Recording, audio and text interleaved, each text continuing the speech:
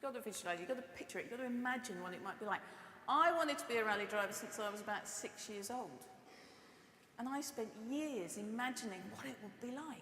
Imagine that fabulous feeling in your belly as you jump over a crest and the car flies and you land and the great big belts just hold you tight and you're back on the power. And God, wouldn't that be amazing? I could be a rally driver and I could travel the world and I could have amazing cars and teams and support crew. I could sign a few autographs and I'd be dead famous. It'd be absolutely amazing. When this picture was taken, I became the first woman in the world to drive a world rally car. A world rally car is like a Formula One car. You never, ever, ever get to have a go. But I've spent 6 months training physically, training mentally to get into this car, and a few months before that persuading Ford that I wouldn't make a complete prat of myself if they let me drive it. That took some persuasion, and it all culminated in me begging Ford to have a go in this car. They sent me to an airfield in the middle of nowhere where I turned up and there was a load of mechanics standing around going, come on in, see what you can do. And I got in this car. I was a little bit nervous, if I'm honest. And I drove this car, and I'm glad to say by the end of the day they said, okay, we'll let you drive it. It's a big risk on their part. And the flag's on the windscreen now, and I can't see anything. And I can hear a marshal go, 30 seconds. Oh my God, I've got to do this. 15 seconds. Okay. I start to smile. I'm smiling again because this is the place I love to be. Every single bit of fear, every single bit of doubt, it's absolutely gone. 3, 2, 1, I'm bang, bang, bang through the gears, and there's nothing in the world I want to be doing more than driving a world rally car through a forest. Because if I focus on that tree, I guarantee you I'll hit it. And if I focus on that rock, I guarantee you I will hit it. So I'm not going to focus on the crap around me. I'm going to focus on the best outcome, which is through that corner which constantly changes. And if I continue to focus on the best possible outcome as I'm driving, the chances are it will come to me. And I get to the end of the stage and I am dripping with sweat. I'm out of breath, but I'm smiling because I did the best I could. This car is just utterly incredible. I've never had an experience like this in my life.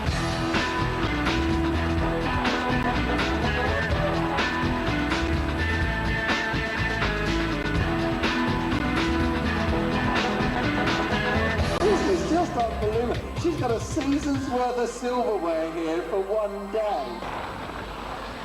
I used to be National Ladies Rally Champion, and last November I became the first woman in the world to drive a Ford Focus World Rally car. We even beat our teammate Colin McRae. Rallying for me is the ultimate challenge. It pushes me and my car to the limit. It makes skydiving look like a walk in the park. Saying and doing are two very different things, and to take part in the gruelling Network Q Rally of Great Britain, the first thing to do was to get fit. This is the worst one of all running. It's the best for me, but I hate it. Manufacturers got round the government stipulation of a 10% average discount on cars by offering huge reductions on cars that didn't sell and tiny reductions on cars that did. Now, the final test of skill and stamina is this, the gruelling assault course used by the Army to train their new recruits.